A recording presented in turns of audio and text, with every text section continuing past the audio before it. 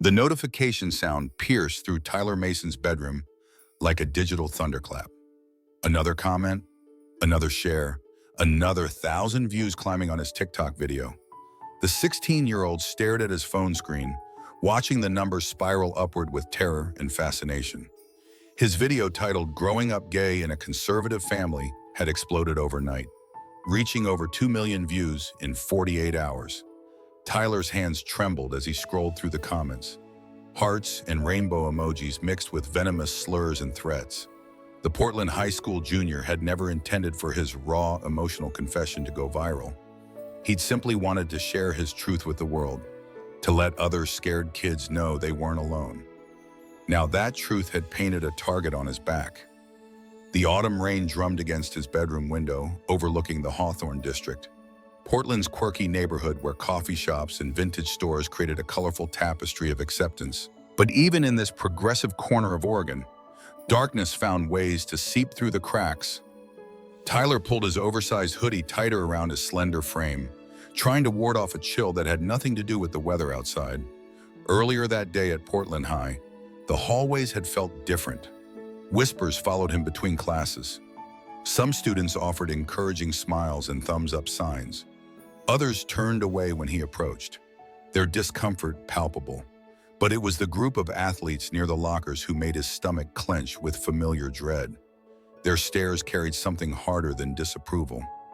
The first shove came during lunch period. Tyler had been walking toward the cafeteria when Brad Mitchell, the varsity football team captain, stepped directly into his path. Before Tyler could react, strong hands gripped his shoulders and slammed him against the metal lockers. The impact sent his books scattering across the polished floor like fallen leaves. The words that followed cut deeper than any physical blow. Ms. Rodriguez, his English teacher and GSA sponsor, eventually intervened. Her classroom had become a sanctuary where rainbow flags hung alongside classic literature posters, creating a space where students could exist authentically. During their after-school meeting, she'd listened to Tyler's fears with the patience of someone who understood that being heard was often the first step toward healing. The Compass Rose Cafe, where Tyler worked part-time, offered another haven. Nestled between a used bookstore and a vintage clothing shop, the indie coffee house served more than just fair trade lattes and artisanal pastries. The owners, David and Marcus, a married couple in their 40s, had deliberately created a safe space for Portland's LGBTQ youth. That evening, Tyler's shift stretched longer than usual. As he locked the front door and stepped into the drizzling Portland evening, the streetlights cast long shadows across the empty sidewalk. The first 2 blocks passed without incident. Tyler kept his head down, earbuds playing soft music that couldn't quite drown out the sound of his own footsteps on wet pavement. It was the sudden silence that made him look up. 3 figures emerged from an alley between 2 shops. They moved with predatory confidence, their faces partially hidden by hoodies and baseball caps pulled low. The leader stepped forward, his voice carrying casual cruelty. He'd seen Tyler's video. This neighborhood needed cleaning up, and they were happy to start with him. Tyler's mind raced through emergency contacts and self-defense lessons Ms. Rodriguez had suggested. But before he could act, a new voice cut through the tension like a blade. Jake Rodriguez stepped out of the shadows near a parked motorcycle, his presence immediately shifting the dynamic. Tall and broad-shouldered, with graying hair and weathered hands, he carried himself with quiet authority.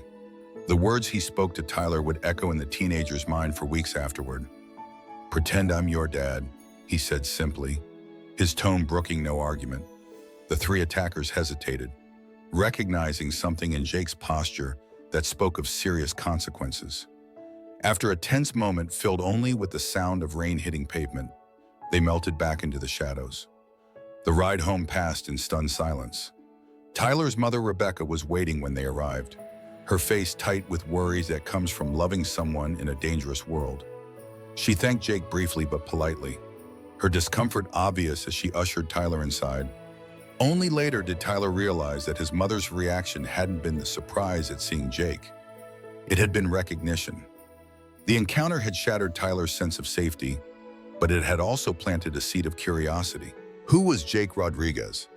How did his mother know him? And why did Tyler get the feeling that his viral video had awakened something far more dangerous than internet trolls?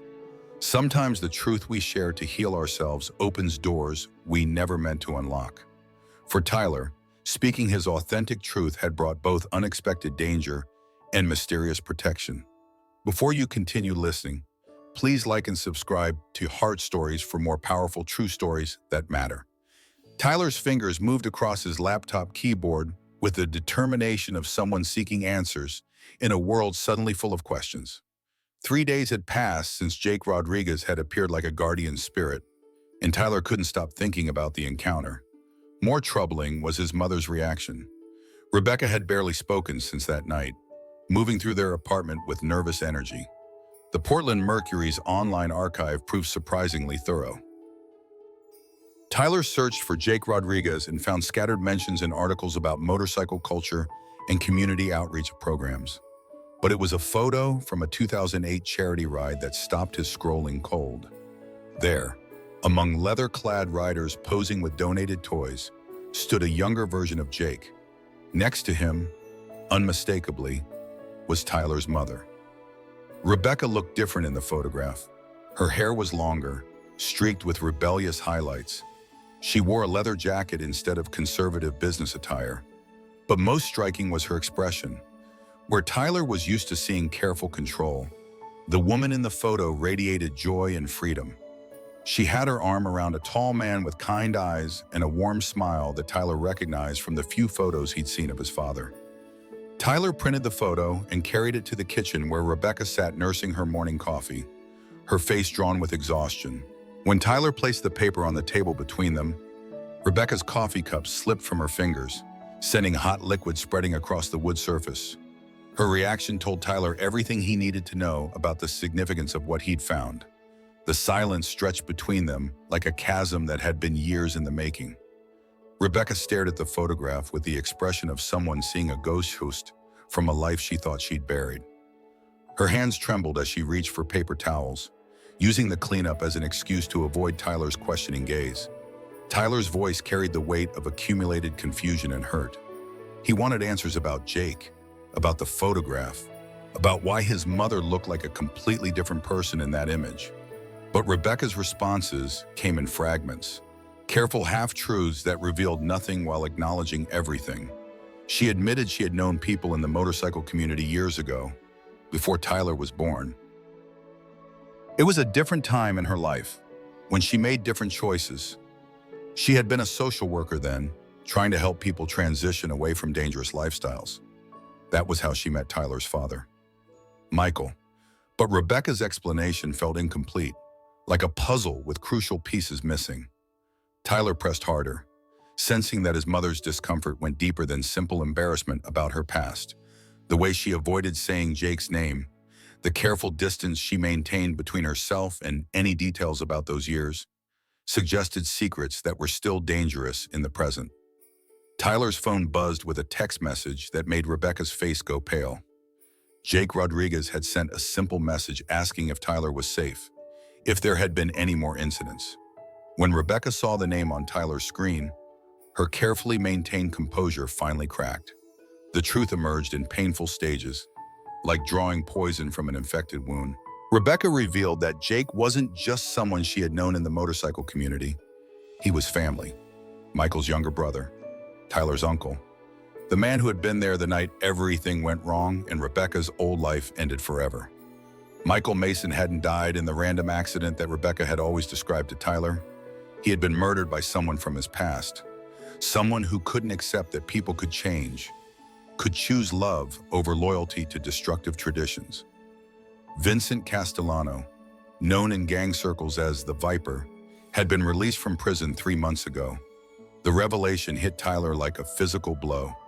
Everything he thought he knew about his father's death, about his family's past, had been a carefully constructed lie designed to protect him. But the protection had come at the cost of truth, leaving Tyler unprepared for dangers he hadn't known existed. Jake's appearance hadn't been coincidence.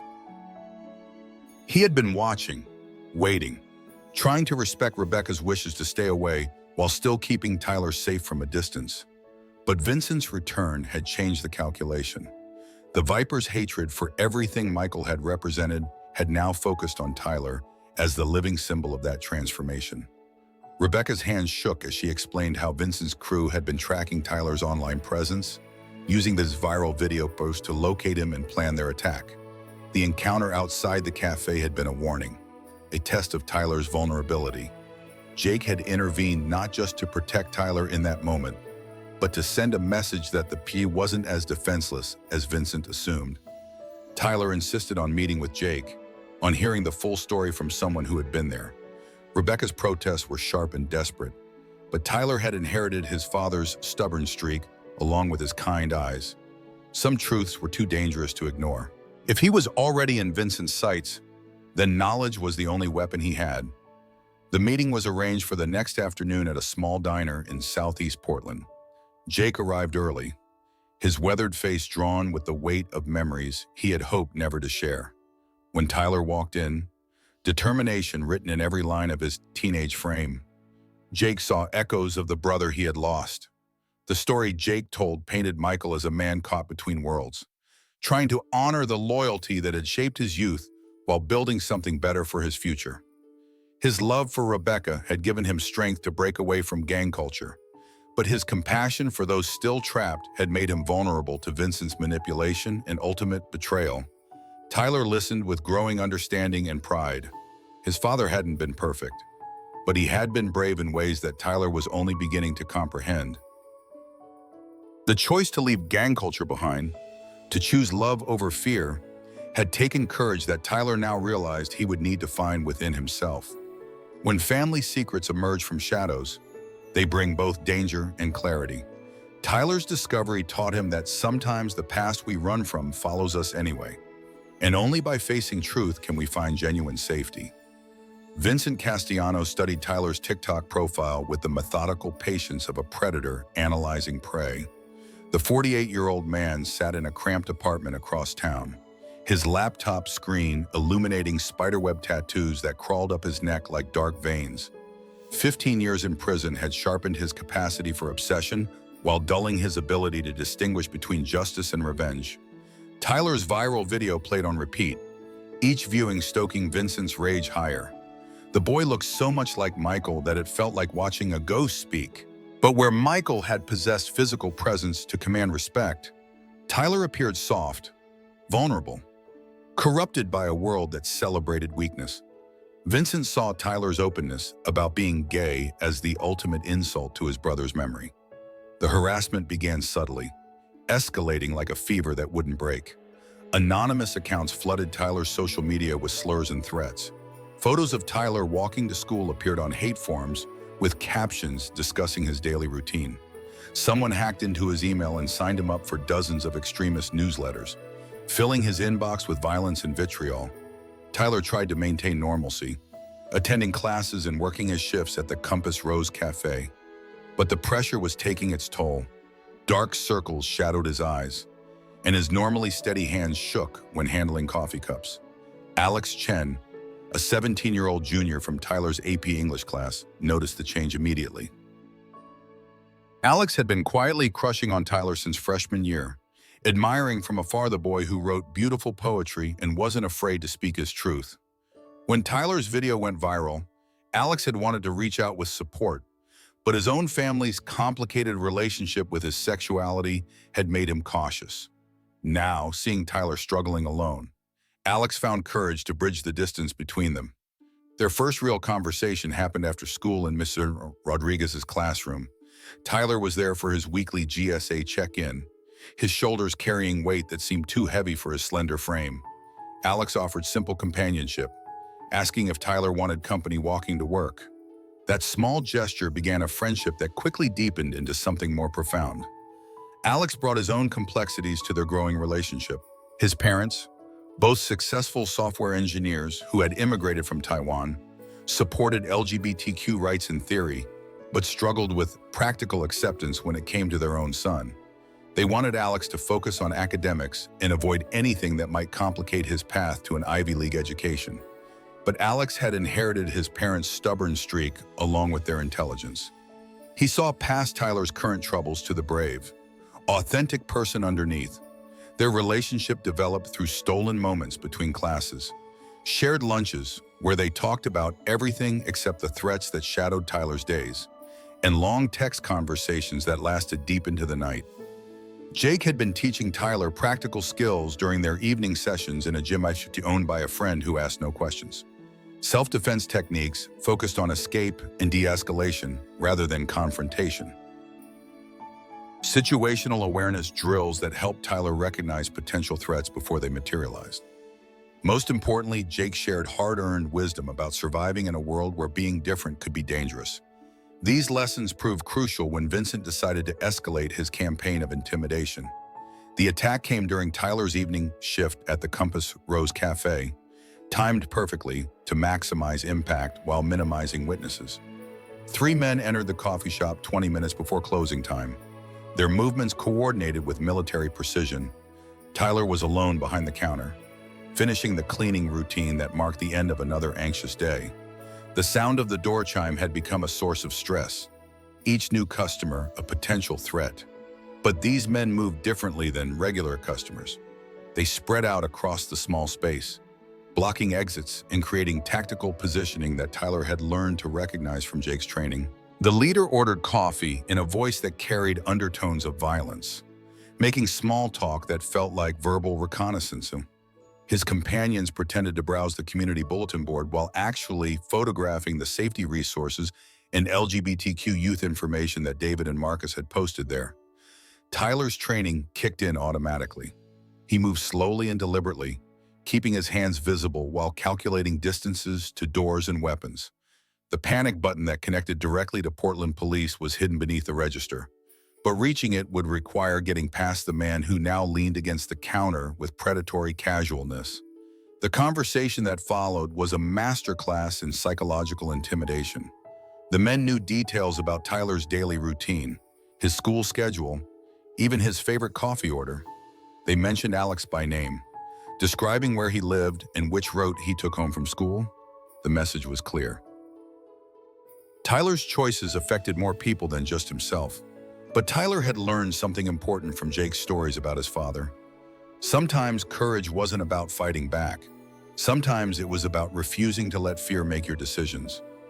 Tyler met their leader's gaze steadily, his voice calm despite the terror racing through his bloodstream. He told them he understood their message, but wouldn't be changing his behavior because of their threats. The moment stretched taut as a wire before snapping into action. One of the men moved toward the counter, while another blocked the front door. But Tyler had been preparing for this moment since that first night when Jake had saved him. His hand found the panic button while his body moved toward the employee exit behind the espresso machine. The sound of approaching sirens changed everything. Portland police had responded faster than anyone expected, their patrol cars surrounding the building before Vincent's men could complete their intimidation. The attackers melted away through the back alley, but not before the leader left Tyler with a final promise. This had been a warning. Next time would be different. Tyler spent the next few hours in the police station, giving statements to detectives who specialized in hate crimes. Dr. Maria Santos, the counselor who worked with LGBTQ youth, arrived to provide support and help Tyler process the trauma of the encounter. Her presence reminded Tyler that he wasn't facing this crisis alone, that Portland's community included people trained specifically to help young people like him survive and thrive. Fear can either paralyze us or teach us to prepare. Tyler discovered that true courage grows not from the absence of fear, but from the decision to act with purpose despite being afraid. Portland's annual Pride preparation had transformed Tom McCall Waterfront Park into a bustling hive of activity. Volunteers erected vendor booths while sound crews tested amplifiers that would soon carry messages of acceptance across the Willamette River. Tyler stood among the organizers, his laptop balanced on a folding table as he coordinated social media outreach for the Youth Pride Speaker Series. The irony wasn't lost on him that Vincent Castellano had chosen Pride Month for his final assault. 3 weeks had passed since the coffee shop incident.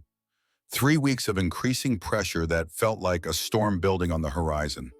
Anonymous tips had led to police raids on suspected gang hideouts, but Vincent remained elusive, his obsession growing more dangerous with each failed attempt to capture him.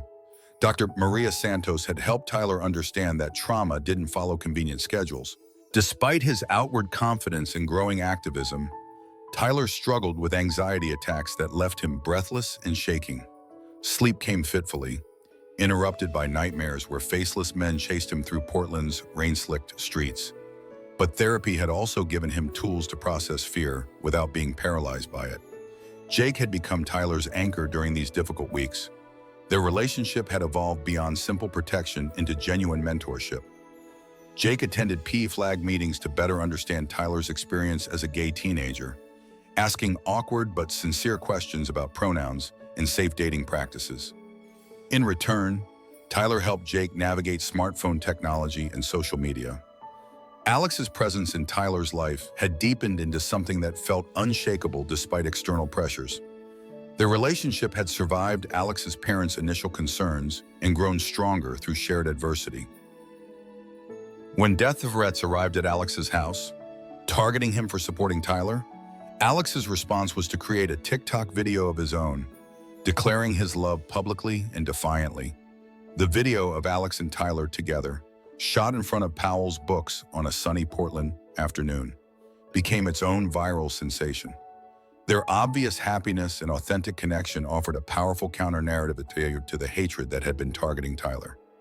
Comments from young people around the world poured in, sharing stories of finding hope in their example and courage in their visibility. Vincent's response was swift and brutal. Instead of anonymous harassment, he began targeting the infrastructure that supported Tyler's growing platform. The Compass Rose Cafe received bomb threats that forced temporary closure. Ms. Rodriguez's car was vandalized with slurs spray-painted across the windshield. Dr. Santos's office was broken into, her client files scattered but not stolen. Pride Day dawned bright and clear. One of those perfect Pacific Northwest mornings that made Portland feel like the most beautiful city in the world. Tyler woke early in the safe house where he had been staying, his stomach churning with anticipation and dread. Today was supposed to be celebration, but everyone knew it could become something much darker. The park filled steadily as morning stretched into afternoon. Families arrived with rainbow flags and picnic blankets. Teenagers clutched handmade signs declaring their authentic selves to the world. Elder activists who had fought for decades to make this celebration possible moved through the crowds with quiet pride and protective vigilance. Tyler's speech was scheduled for 3 p.m, the peak time when crowds would be largest and media attention most intense. He had written and rewritten his remarks dozens of times, trying to balance personal truth with universal message, honesty about struggle with hope for the future. Jake positioned himself near the stage, his eyes constantly scanning the crowd for threats. His reformed Hells Angels brothers had come to Portland for the event, their leather jackets and protective presence creating an unlikely but effective security cordon. These were men who had found redemption through sobriety and community service, understanding that protecting Tyler meant protecting the possibility of transformation for everyone. Vincent's attack came during Tyler's speech, carefully timed for maximum chaos and media impact. His crew had infiltrated the event disguised as vendors, their weapons hidden in supply boxes that had been positioned strategically around the stage area. The first indication of trouble was a commotion near the food trucks, followed by shouting that quickly spread through the crowd.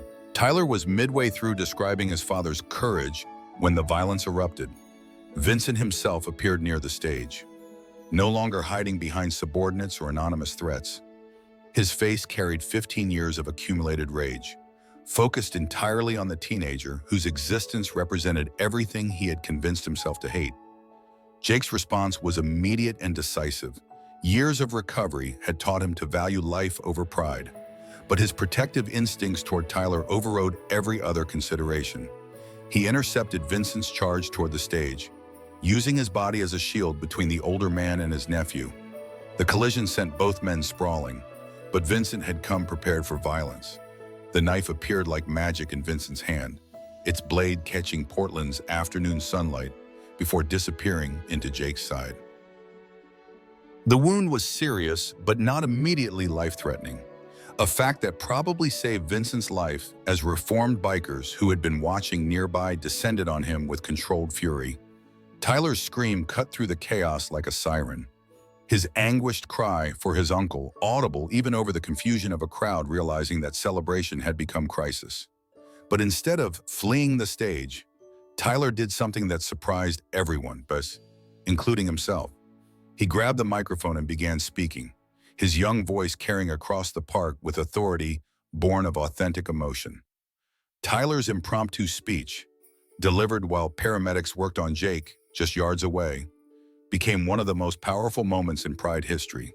He spoke about choosing love over fear, about building community strong enough to protect its most vulnerable members, about his uncle's sacrifice representing the best possibilities of human transformation. Vincent's arrest was swift and decisive. Surrounded by law enforcement officers who had been waiting for this moment, federal hate crime charges ensured that his obsession with Tyler would finally face legal consequences. As he was led away in restraints, Vincent's rage had already begun cooling into the defeated exhaustion of someone whose mission had failed completely. Sometimes our greatest tests come when we least expect them, but they reveal who we really are. Tyler learned that heroism isn't about being unafraid, but about speaking truth, even when your voice shakes. 6 months after Pride Day, Tyler Mason stood backstage at Portland's Schnitzer Concert Hall, adjusting his navy blue suit jacket and checking his speech notes one final time. The Trevor Project's annual Pacific Northwest Youth Leadership Award ceremony had drawn activists and advocates from across the region. But Tyler felt the weight of representing something larger than personal achievement. The scar on Jake's right side had healed completely, leaving only a thin white line that served as reminder rather than limitation. Jake had returned to his work with at-risk youth, but with expanded focus on LGBTQ teenagers who faced rejection from families or communities. His own transformation from protective uncle to educated ally had become a model for other adults seeking to bridge generational and cultural gaps. Rebecca sat in the front row of the concert hall, her face radiant with pride that no longer carried undertones of fear. The months following Vincent's arrest had allowed her to process decades of buried trauma with Dr. Santos's help. Family therapy sessions had rebuilt trust between mother and son, while helping Rebecca understand that Tyler's safety came from community support rather than isolation. Tyler's acceptance letter from Rhode Island School of Design lay framed on his bedroom wall, accompanied by scholarship notifications that would fund not just his education, but his continued activism.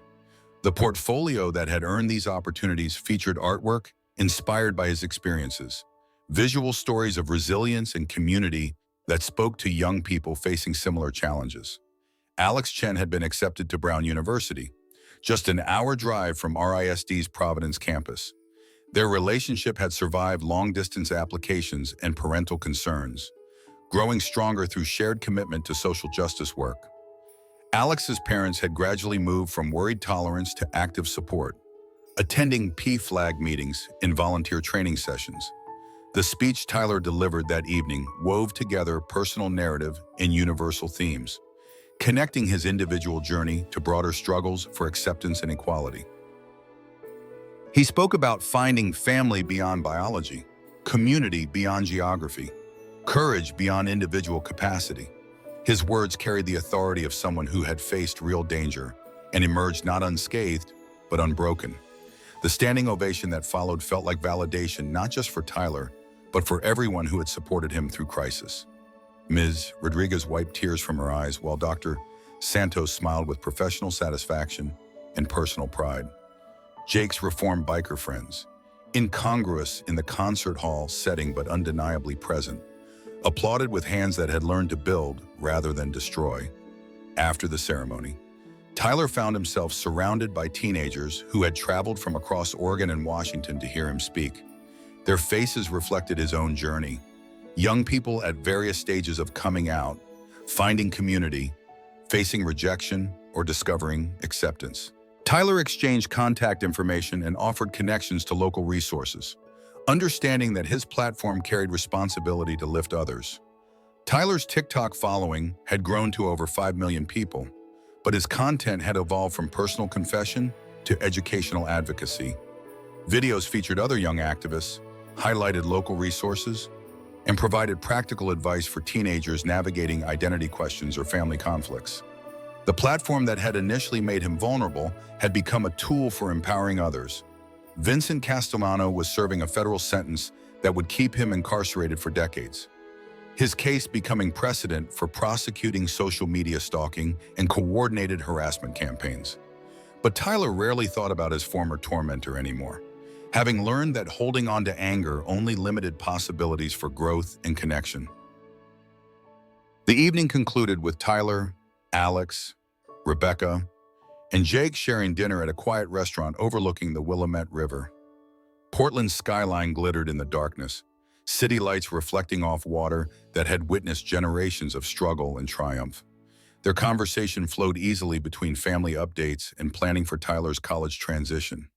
Tyler's phone buzzed with messages from young people who had watched the ceremony livestream, sharing their own stories and asking for guidance. Each notification represented another person finding courage to speak their truth, another family beginning conversations about acceptance, another community recognizing its responsibility to protect vulnerable members. The next morning brought news that Portland City Council had approved funding for expanded LGBTQ youth services, including the Safe Space program that Tyler had advocated for in his speech. Policy change followed personal transformation, systems shifting to accommodate broader understanding of human dignity and worth. Tyler's story had become more than individual triumph over adversity. It demonstrated how personal courage supported by community commitment could create change that extended far beyond single lives or families. His experience offered proof that speaking truth might initially invite danger, but that truth spoken within protective community could ultimately transform the conditions that made such danger possible. Standing in his bedroom that final evening before leaving for college, Tyler looked at the photos covering his wall, images of family dinners and pride celebrations, acceptance letters and activism events, quiet moments with Alex and adventures with Jake. Each picture represented choice to remain visible, vulnerable, and committed to building rather than hiding. The teenager who had once feared walking home alone was now someone others looked to for guidance and inspiration. Tyler's transformation reminded everyone who knew his story that authenticity supported by community love could overcome even organized hatred, that speaking truth about who you are might be dangerous, but remaining silent about injustice was impossible. Through Tyler's journey, we learned that coming out isn't a single moment, but an ongoing process of choosing authenticity over safety. Real protection comes not from hiding who we are, but from building communities strong enough to defend everyone's right to exist openly and honestly. What moment in your own life required you to choose between safety and authenticity? How did your community respond when you needed support? Share your thoughts below and subscribe to Heart Stories for more powerful, true stories that inspire us all to build more inclusive communities.